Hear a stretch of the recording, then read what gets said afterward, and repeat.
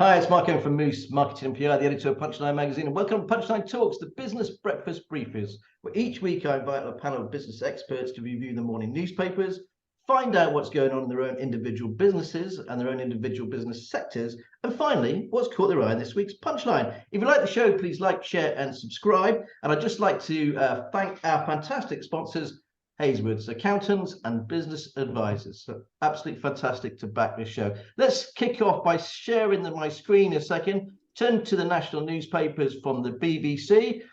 Here we go, kicking off the Metro. It's all going royally wrong with Americans and with Kate and William over in America. Now it's our turn, says Harry and Meghan as they got their bombshell Netflix video trailer. The Daily Express. Harry, do you really hate your family so much? The Daily Star. I love the Daily Star. Publicity shy couples share most intimate secrets with 8 million people. I think they always seem to nail it. The Sun, kiss means war. The Mirror, royal crisis deepens.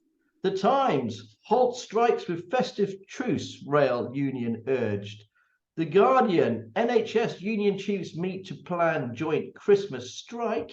The Daily Telegraph, number 10 rows back on university free speech. The Daily Mail, again, about Kate and Williams and all the rest of it. And bonkers COVID plan to release prisoners. The Eye, Royal Mail's parcel mountain revealed with warning on Christmas. And the Financial Times, Blackstone caps outflow of 125 billion property fund. It's nice to see the Financial Times sticking to hardcore business news, isn't it? Hey, Jim, thanks ever so much for joining us. Let's start with you this morning. What have you picked out from us from the news? From the main news, I mean, obviously, completely devastated to see Germany go out of the World Cup. But leaving that aside, I think the most interesting one for me was in the Times. It was about the new planning laws, and one of the things that's been considered is limits to the ability to convert houses into holiday lets. And it's kind of a difficult one because I'm sure most people enjoy going away to Airbnbs and so forth. But when you live in areas where there are growing numbers of those, what that means is that young families can't start out with property. You can't people who we need, whether it be teachers, social workers, shop staff, hospitality staff, they can't afford anywhere to live. And we've seen this happening with Cornwall. And there's some signs it's starting to happen a bit in the Cotswolds as well. So yeah, I'm interested in that. I'm quite keen to see that the ability in planning law to have that restricted where you need to, particularly with kind of, if you like, band A to D houses. I mean, Cirencester has just been voted, I don't know if you saw that story yesterday, as the number 10 most happiest place to live. So I'm sure a lot of people say that is agree with us in Cirencester, but there are, isn't there? There's a lot of people turning their property into Airbnbs there. Yeah, and I think obviously if it's like people sticking up shepherd's hutches in their gardens and things like that, that's one thing. But where it's kind of like regular, if you like, family homes that are disappearing into that market, there are already shortages. I mean, the young people here say, a majority of them, even if they're going away to university, say they would like to come back and live and work in the area, but A, they don't think there's any jobs, and B, they don't think they'll ever be able to afford to live here. And I'm sure everybody here is struggling to recruit staff locally. I mean, I've mentioned teachers, but I mean, if I think about the jobs we've got out at the moment, everything from kind of security to refectory to work experience coordinators, all those sort of jobs. We need all those. I'm sure everybody else has got their own list, and it's increasingly difficult. Now, I know a lot of firms have relied on people driving in from if you like, cheaper housing areas, but of course with the price of fuel, people are less and less willing to do that, and not everything can be done from home. I mean, if you're in face-to-face business like we are, staff have to actually get that. Well, it is an absolute nightmare recruiting. Everybody I talk to just can't find people. Enzo, you've just taken on 3 people. Was it difficult to find them? It is a tough marketplace, definitely. The guys that we found, I mentioned to you earlier, one in Newcastle, one down in Southampton. So thankfully we don't have to stick to just Gloucester as a base, but we've got vacancies in our Gloucester office, and we haven't been able to fill them as yet. No, it's very, very difficult. It must be hard in the hospitality trade as well, trying to find good people. Josh, just quickly. Yeah, very, very hard. Almost absurdly hard. In the sense of, you have vacancies, you go out and recruit. We're very experienced at recruiting. We pay very well. I believe we advertise very well, and still it's actually not getting applicants that's the problem. It's getting people to stick and to stay in the sector, but incredibly tight labour market at the minute. Yeah. And the other thing is, I mean, Rob, you're looking, sometimes you're looking for salespeople, isn't it? It must be really difficult to find decent salespeople nowadays. Yeah, very, very difficult. And engineers. And the same. I mean, I think, trying to get that right balance between what we can afford to pay, what people want, and, as referred to by some of the others, getting them to stay and stick at it. It's all a challenge at the moment. Okay. Well, thanks ever so much. We'll quickly go. Any other stories, Jim, that caught your eye? No? That's okay. Enzo, let's go to you. Excuse me. What have you picked out from the papers, Enzo, or from the news? Two stories. One regarding the Ukrainian war. I don't know if you can see that, where the Archbishop of Canterbury is saying that this could go on for years. And I watched a news article on TV the other day where they were showing trenches through Ukraine. And it just reminded me of a World War I film that I was watching on TV just the other weekend.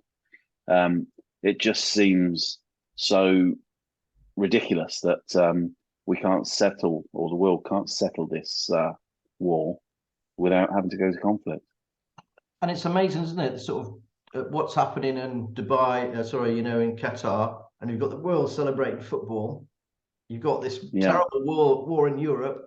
And then in China, you've got people locked down in COVID. The world seems to be, split. It's just a crazy situation at the moment. No, it's terrible, isn't it? In the war in Ukraine, it doesn't seem to be. I can't see a way out of it, really. Are you like me and completely engrossed in it?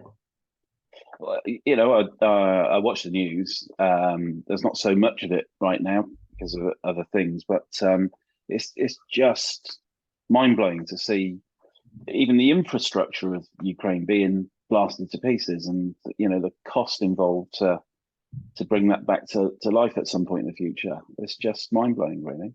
And when you think about it, February last year, just before the 25th of February, before the invasion, everything was hunky-dory, they were living happy, secure lives. It's just absolutely terrible, isn't it?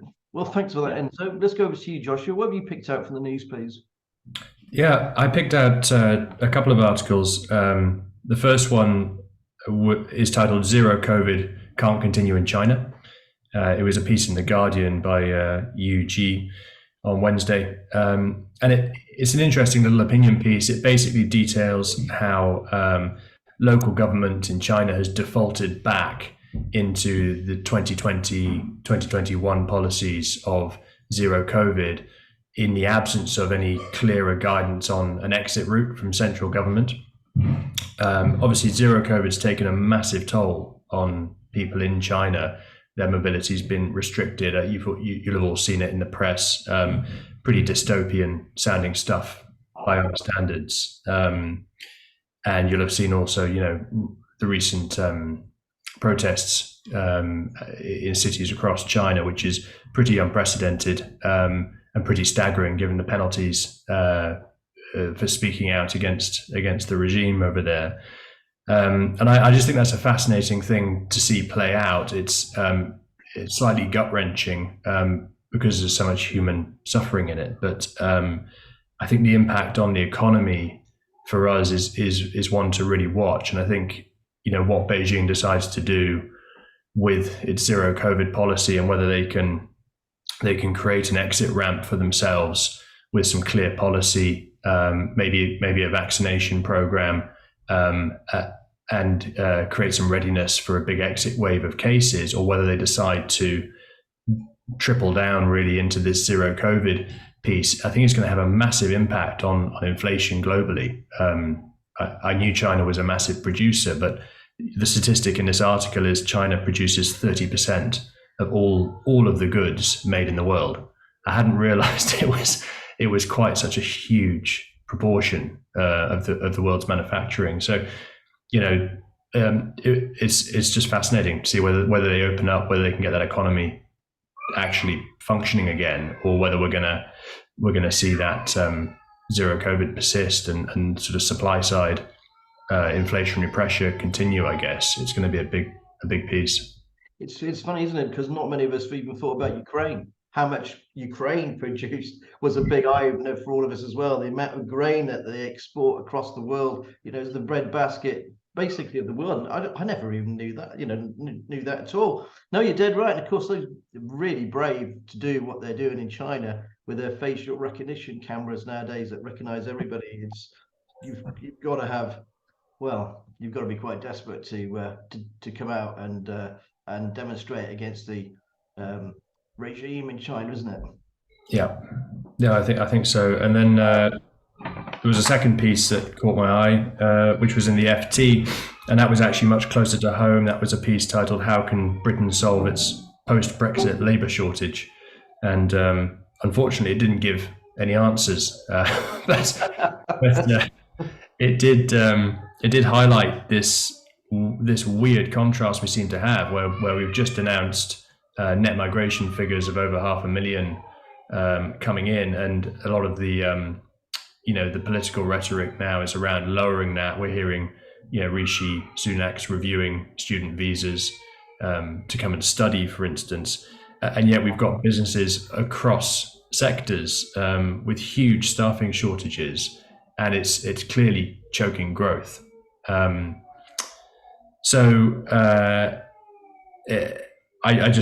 feel that area is a real Gordian knot, and I'm not actually quite sure myself how we've ended up with such a labour shortage and a skills shortage when we still have what looks to be a historically fairly high level of immigration coming into the country. There must be something seriously broken with our system. A lot of people retired. That's the other thing, isn't it? A lot of people retired early after COVID.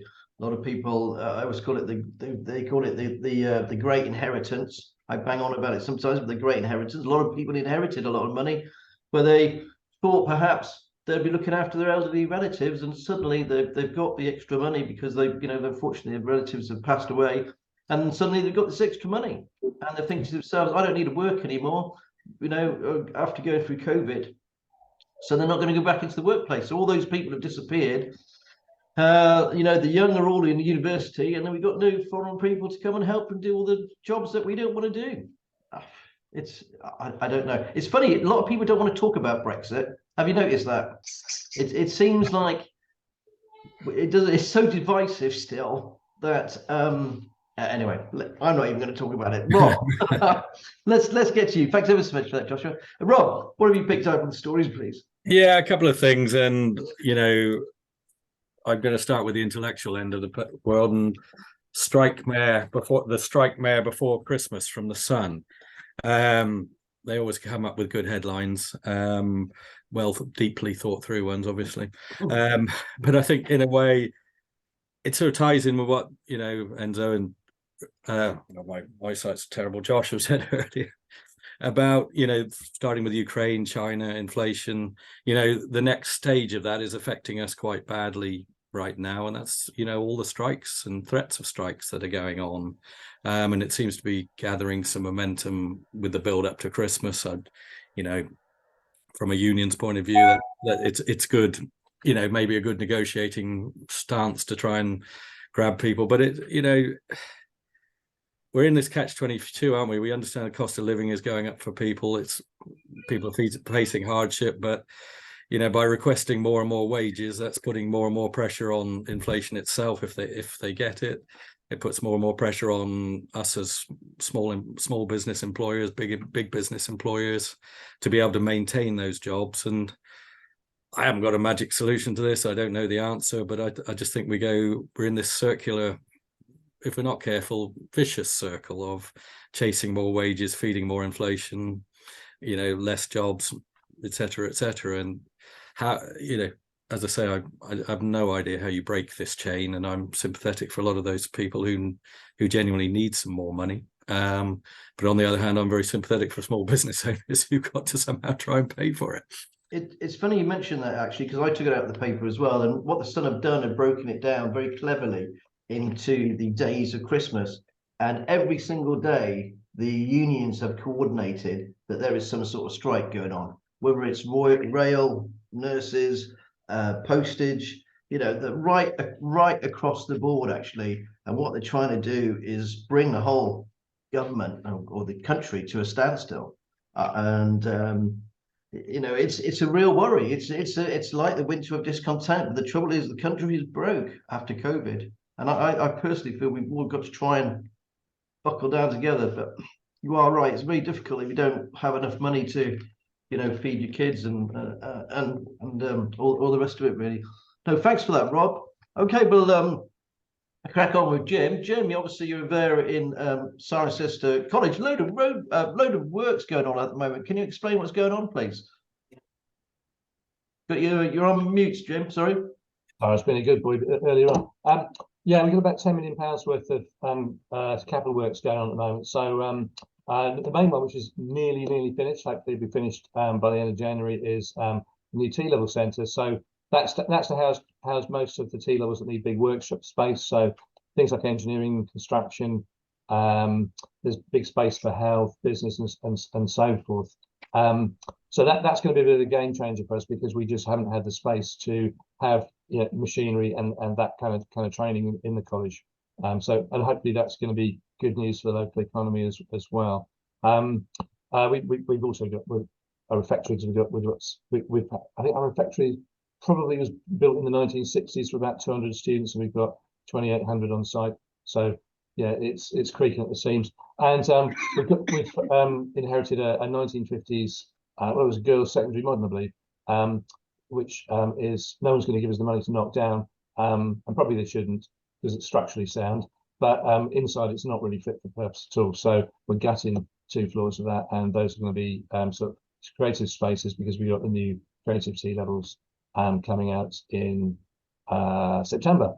So yeah, those are the main things we've got going. There's some other things as well, but in terms of building projects, they're going on. I mean, our site with all those students, it's a live site with builders going around. I mean, the building firm, I've got to give them a shout out, Carter's, have been amazing, because it must be incredibly difficult to be literally in the middle of a site like that. But they've done a superb job. It's funny, because you're a college that's a little bit further out of the field than some of the others, really. I didn't realise it was Salford. It was 2,500. Is it 2,500 students? Well, 2,800, and then you've got apprenticeships and stuff on top of that. Yeah. So how many apprenticeships have we got there, or offering? Not many. It fluctuates between about 100 and 200.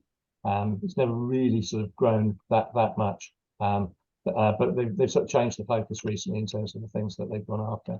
So hopefully we'll see some growth there. Okay, well, thanks very much for that, Jim. For this is in Enzo. You're prime time really to come onto the show, because obviously the houses, I was reading the paper just this morning that house prices seem to be going down at long last. Obviously you're in a mortgage brain as experts on getting mortgages and things. So what's the marketplace looking for you guys? It's been quite tough since the autumn mini budget, where Liz Truss and Kwesi brought in some changes. So the world financial markets reacted quite strongly to that, and interest rates rocketed. But we're seeing a huge settling down now, and we're trying to overcome the media, hyping up how bad things are going to be. But I see a return to more normality come the start of 2023. I think everyone's decided that they're going to enjoy Christmas now and not think about moving home. It's funny, I was talking to a number of estate agents, and they're as busy as anything. I sometimes think the national media is just feral, latch onto something, and they just go for it such a big way, almost driving a cost of living crisis, really. And it must be quite annoying for you as well when they latch on to say this type of thing. What's disappointing was, we saw on TV, one member of the public stating that her interest rate on a mortgage had risen from something like 4% to 10%. But I'm not familiar with a high street lender that's charging anywhere near 10%. So I would urge people not to panic when looking to review their mortgage arrangements, and seek some independent advice and talk about the number of options that are available, because the interest rate marketplace will not go back to where it was, 5-year fixed rates at less than 1%, but I can see it settling down at somewhere around the 3 and 4% mark for interest rates. Can you tell us just a little bit more about the Mortgage Brain, please, about the company itself? I know you employ 100 people from across the UK, but it's been going quite a while, hasn't it? And I know that you're the CEO, founded the company. Can you just give us an quick overview, Enzo? So a Gloucester-based firm started in 2001, and we've got quite a wealthy client base numbers-wise in the Gloucestershire area. But about 10 years ago, got into the new build marketplace. So we now work with quite a number of the national developers across the country, and we're currently working with around about 300 new build sites in England. And there's loads around here in Gloucestershire, isn't it? At the moment, it seems to be building everywhere. Yes, yeah. long may that continue. I was going to say. Okay. Thanks ever so much for that, Enzo. Right, let's go over to you, Joshua. Thanks for joining the Punchline Talks today with the Business Breakfast Briefers.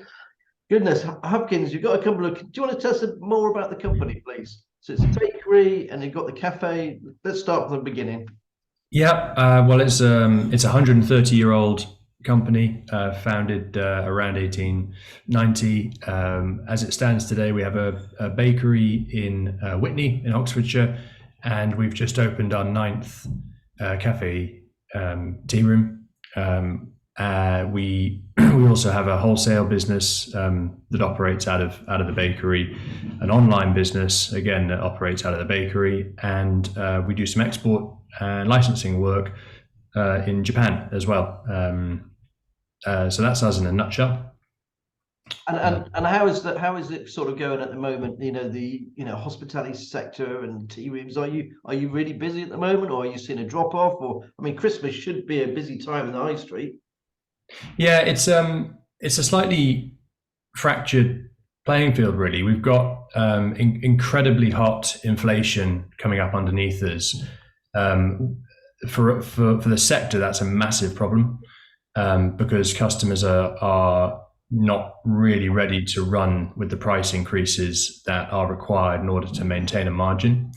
We're insulated from that to quite a large degree because we have our own bakery. We can produce our own products, and we can operate therefore with whatever ingredients we choose to use, so we can change recipes, and we can switch recipes very quickly. For businesses that are dependent on supply chain, they have to march with the prices they're given, essentially. So that's obviously a factor. Employment, as we've discussed, is really hard at the moment, very, very tight. And you probably haven't walked past a pub or a cafe in the last year or so that didn't have the statutory dog-eared piece of paper in the window pleading for staff. So that's very difficult for the sector. We're seeing actually trade is very buoyant, certainly in the context of what the national press are writing. We had a very strong October. We were ahead of our budgets and forecasts for October. I'm just waiting for some MI on November, but we certainly look to be ahead again in November in terms of our performance. I think the whole sector's waiting with bated breath to see what December brings. Normally we generate a bit more profit in December off higher revenues, and then that would help to tide the sector through a quieter first quarter. And I think that's where a lot of the jeopardy is now for certainly the smaller operators with thinner balance sheets. If they don't get a strong Christmas and they can't build up some cash on the back of COVID, a lot of them are saddled with COVID debt. they're going to go bump. And I think that's the big thing to watch in terms of risk. But as I said, we've just opened our 9th store. We made a little acquisition just 3 weeks ago. And again, it just illustrates there's opportunity in that environment for, relatively stronger businesses that are quite stable like ours to make, selective acquisitions as people look to get out of the sector. Certainly the little owner operator, husband and wife couples, they're really at the end of their ropes a lot of the time, having navigated 3 years of crisis. And there's always an opportunity, isn't it? Let's be honest, that's what business is all about. Taking, and you've got to go for it. No, thanks ever so much for that, Joshua. Right, Rob, it's good to see you again. Let's talk about multi-sims, because a lot of people might not understand the actual benefit of the of it all. Can you quickly explain what it is, please, and what you're seeing at the moment in the marketplace? Fascinating to me, but I'm not sure to everyone else. So yeah, where do we start with that? A multi-net data SIM. So we've all got SIM cards in our phones. We've all starting to put SIM cards into data devices so machines can speak to machines.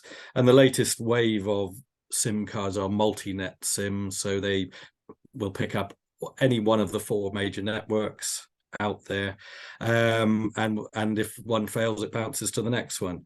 And where that becomes relevant is if you're deploying devices all over the country and you need remote monitoring or remote access, you don't really know which one works best on Vodafone or which one works best on O2 or E or 3. And so to simplify your life, just put a multi-net one in there. You just buy a block of them, you put them in. You don't have to think about it. It just finds the best one, and in the event of a network failure, and it switches to the next one. So it's brought a whole new level of flexibility to that world of data required devices. And this is the big explosion at the moment in IoT, the Internet of Things, or machine to machine talking. And it's largely about where you want to put machines into remote places, where you want remote access to them. And instead of having to send engineers to site all the time, you do it through data, pinging the SIM card. I'm trying to think of some examples. Well, we've got a lot of examples of where we're doing that, from, the wind turbines that are all being put up. The engineers want to be able to know if it's going. So as long as it pings backwards and forwards at reasonable intervals, they know it's working. Pollution monitoring devices, digital signage, all that signage around on the motorways. For the companies that run those, they want to change their message quite frequently as they change their advertisers. In the old days, it was sending engineers to site to make a change. Now they can do it over the internet and do it remotely. So the opportunities are huge. Machine talking to machine touches every part of our world today, and I've just grabbed a few to highlight that. And also it helps the lone worker as well, isn't it, on building sites to make sure that those people are connected. Yeah, again, the lone worker piece is interesting because, particularly those who are traveling around remote areas, if they don't get a signal and they need some help, it can be can create some quite critical situations for people. So this is another way to take that out. Today the cost is broadly similar with a single network device, so that old argument's gone. And in turn, it's sort of a real growth sector for us as an industry and as a business. So that side of it's really quite exciting. Now, one of the things I have noticed recently, Rob, is that Samsung brought out this new flip phone. The screen, it folds over. Are you seeing is an uptick on those? I think there's a little bit of an uptake in the business marketplaces that we service. It's more about quantities of 20, a package of 20 here, 30 there, 100 somewhere else, and you're looking more at cost of devices. And while it might be the iPhone or a snazzy one for the owners or the directors or perhaps their immediate family, it's pretty much the more standard product for the majority of people. That said, as my one little Christmas advert, now we're in December, if you are planning to get those loved ones an iPhone or a flippy Samsung or whatever they're now called, don't hold back. There is, shortages all over the country of products like that, and so start thinking now and not on the 23rd of December to get your Christmas presents in. Okay, thanks ever so much, Rob. Okay, well, we're kind of running out of time, guys, so just quickly go back over to Jim. Jim, what have you picked out from this week's punchline, please? What's caught your eye? No, you're on mute again, Jim.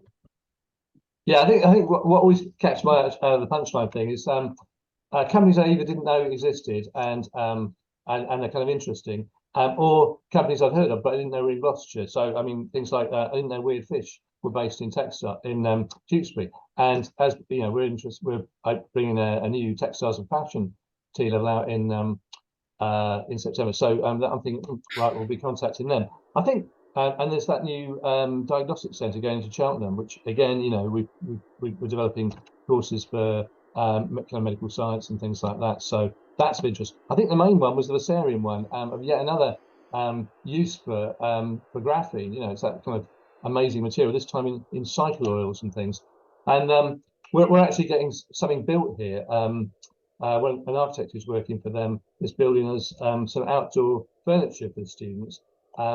Basically using the slurry from that huge incinerator on the, I say slurry, it looks like concrete, it's probably got a technical name, but that huge incinerator on the M5, which is sort of where Gloucester's indisposable waste gets incinerated, but mixing that with graphene, and then a big robot prints it out. So he's printing out some really unusual shapes in basically a place for students to sit outdoors and that. But we've got students doing engineering, we've got students doing digital, students doing construction, actually seeing that, because I think that could be the future of construction, printed houses and so forth. So I think really interesting and inspiring to have something like that on site. So yeah, I mean, just almost every month you hear of something else that it can be used for, but amazing product. Absolutely, and a great guy that runs it as well, often on the show, Neil Ricketts. Okay, let's go to you, Enzo. Thanks for that, Jim. Enzo, what have you picked out from this week's punchline, please? Well, Mark, I was a little bit concerned this week because I always like to try and find a smiley face story. And as each day was going by, I was struggling with the articles that you were publishing. But I did find one, and it's really nice to hear Cirencester has been voted the 10th happiest place to live in the country. Many years ago, I worked in Cirencester, and it was somewhat quite a sleepy market town. But I visited it more recently, and it's a thriving place now, and it's a really attractive town to walk through, to eat and drink in. So well done, Cirencester, for coming 10th on the happy list. No, and to be honest with you, thanks for that, Enzo. And you're right, I love Cirencester, fantastic. The cornhole in particular, when I go there, and they've got their all the different stalls there and marketplace, really brilliant. Okay, Joshua, what have you picked out for this week's punchline, please? Yeah, I went in with my little hospitality lens and picked out a little piece that you'd run around the Farncombe estate, which is up on the top of Fish Hill, coming down into Broadway. And it's a piece around their partnership they've just renewed with Gloucestershire College. And that's basically to provide tours, masterclasses, work experience, mentoring to students. And it's not the first time I've heard of something like that, but it was interesting to know that those two organizations are partnered up. And I just felt it was a good example of industry and the education sector actually working together for some mutual benefit there. I can imagine students will learn a huge amount working in that estate. There are three big hotels, all quite different there. Obviously, they've got kitchens and spas, and it'd be a very broad base of learning for youngsters going in, and I'm sure a very welcome source of extra hands on the ground for the business when they do have the students in there learning with them. as well. So quite a good innovative approach, and actually below the level of a formal apprenticeship, which requires quite a lot of management and quite a lot of bandwidth. We're actually now running our first apprenticeship in our business, so we've just navigated that. But this slightly lighter format looks clever, and yeah, just a good move. Good to know. No, and there's lots of innovation out there, and businesses join with colleges. Fantastic at the moment. Thank you very much for that. Rob, what have you picked out, please? Yeah, there were quite a lot this week, I thought, Mark. I'm not sure if I should have found it funny, but I must admit I slightly found it funny. Where your alleged cannabis dealers were caught when one of them accidentally set himself on fire, which anyway, I won't dwell on that one, but it did tickle me a little. On a more, the more serious ones, wasn't it great to read about sort of Gloucestershire firms, particularly manufacturing export firms, doing so well? Spirax Sarco acquiring a firm in the US. Usually it seems to be the other way around in this world. So that was something. And then we've already referred to Viserion and Stewart Gulf, and the Minister for Export coming down to meet them, highlight them and hear about them. So, that was something. Close to home, seeing City Fibre, the internet access provider, coming to Gloucester, making such a great investment is all really good news. They're a genuinely good alternative to BT and are doing good work in smaller cities in particular to give us all much, much faster fibre broadband, which will, bring huge benefits to the local area as it gets more available and more rolled out. No, thanks very much. Well, great mix of different stories. My story of the week was exactly that, actually, was about the minister meeting Stewart Gulf and Viserion as well. But the big thing behind the story, don't mind mentioning, is that I was invited to go and go to take photographs of the minister, but I wasn't allowed to talk to him. No time for interviews. Now, I just want to put this across. This is the 4th time that we've had a minister that has actually got to Gloucestershire, touring different businesses, and each time none of them would actually talk to us. And it's a real worry that not just us, but obviously the other media as well, that they actually don't want to talk to the media at the moment. And I don't think that's great for democracy. I'm not Jeremy Paxman, for goodness sake. I was going to ask him about was I going to ask him about the Northern Ireland Treaty or Brexit or anything like that? Probably, but I would have asked him about the local businesses first. But anyway, I just feel that I wanted to raise that as well. Anyway, thanks ever so much for my panel today. Last thing, Superdry as well. Sorry, Superdry find £170 million to provide a new asset bank lending facility. Who would have saw that a year ago? Anyway, thanks ever so much for my fantastic panel. Would also like to thank our sponsors, Hazelwood's accountants and business advisors. Fantastic, they sponsor us. Hope you have a great time. See you next week. Thank you for joining Punchline Talks. Bye-bye. Bye.